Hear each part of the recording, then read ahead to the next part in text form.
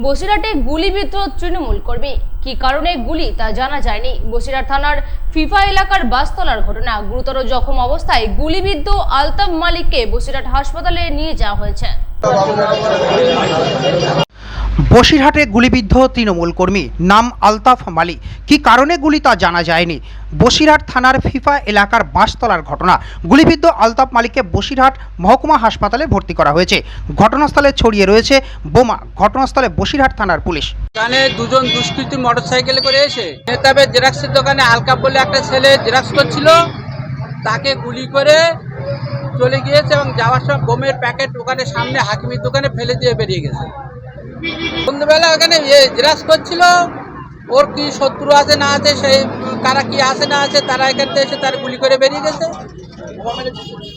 না, বোমা মারিনি, বোমাটা সম্ভবত প্যাকেটে ছিল, নিয়ে যাচ্ছিল রাস্তায়, মানে সামনে এক দোকানে ফেলে দিয়ে বেরিয়ে গেছে। বসিরহাট থেকে সুকান্ত দাসের রিপোর্ট, পিবি নিউজ। ইভল্যান্ড নার্সিং হোম, এখানে যে কোনো রকমের চিকিৎসার বিশ্বস্ত প্রতিষ্ঠান। খুবই কম খরচে বিশ্বমানের চিকিৎসা প্রদান করে থাকে। আপনাদের পরিষেবার জন্য এখানে 24 ঘন্টা জরুরি বিভাগ, এছাড়া স্বাস্থ্য সাথী কার্ডেও পরিষেবা প্রদান করা হয়। আজই যোগাযোগ করুন ইভল্যান্ড নার্সিং হোমে। ঠিকানা নবাবহাট মোড়, বর্ধমান।